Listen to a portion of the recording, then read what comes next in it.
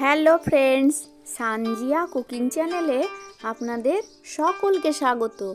আজকে আমি আপনাদের সঙ্গে শেয়ার করব ডিমের কারি রেসিপি। বাড়িতে মাছ মাংস না থাকলে ডিমের এই রেসিপিটা ঝটপট বানিয়ে নিতে পারেন। তো দেরি না করে আজকের রেসিপিটা শুরু করা যাক। প্রথমে আমি 3টে ডিম নিয়ে নিয়েছি। এবার 3টে বাটি নিয়ে এর মধ্যে অল্প করে আমি অয়েল ব্রাশ করে নেব।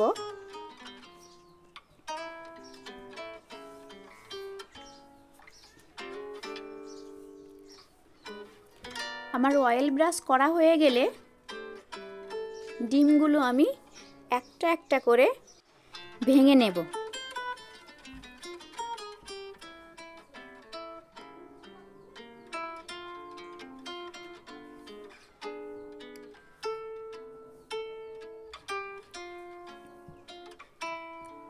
আমার ভাঙা হয়ে গেলে সামান্য একটু করে লবণ ছিটিয়ে দেব আর অল্প করে কাঁচা লঙ্কা। আমার কাঁচা লঙ্কাটা দেওয়া হয়ে গেলে অল্প একটু গোলমরিচের গুঁড়ো আমি দিয়ে দেব। এবার গ্যাসের মধ্যে প্যান বসিয়ে দিয়ে ওর মধ্যে জল দিয়ে একটা স্ট্যান্ড বসিয়ে বাটিগুলোকে আমি দিয়ে দেব স্ট্যান্ডের উপরে।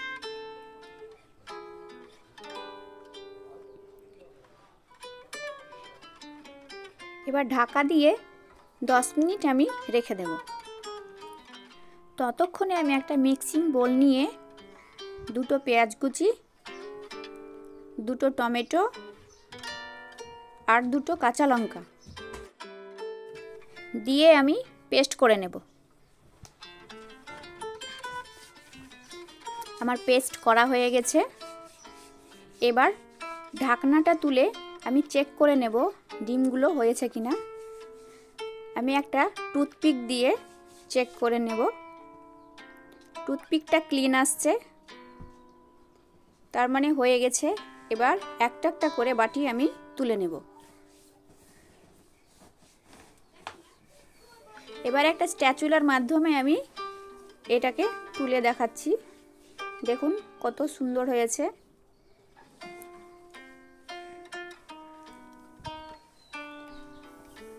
এবার গ্যাসের মধ্যে আমি প্যান বসিয়ে দিয়ে ওর মধ্যে তেল দিয়ে দেব। তেলটা হিট হয়ে আসলে আগে থেকে করে রাখা পেস্ট আমি এর মধ্যে দিয়ে দেব। এবার এটাকে ভালোভাবে মিশিয়ে নেব।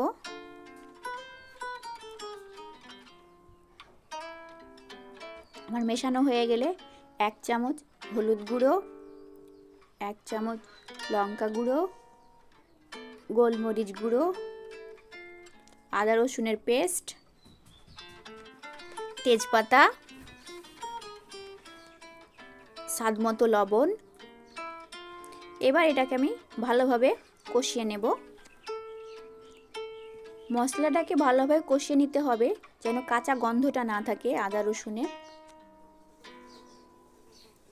এবার একটা দারচিনি, 2টো এলাচ এর মধ্যে দিয়ে আবার এটাকে ভালোভাবে নেড়ে নেব। এর মধ্যে তেল ছেড়ে দিয়েছে। এবার পরিমাণ মতো আমি জল দিয়ে দেব।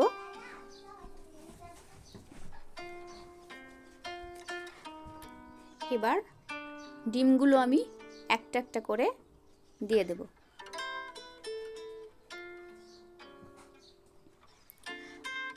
আমার দেওয়া হয়ে গেছে।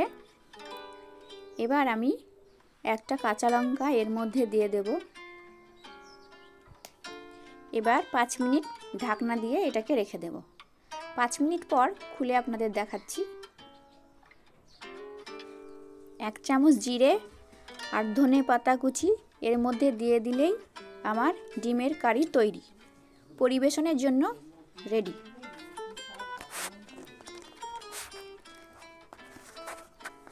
এটাকে আমি তুলে দেখাচ্ছি।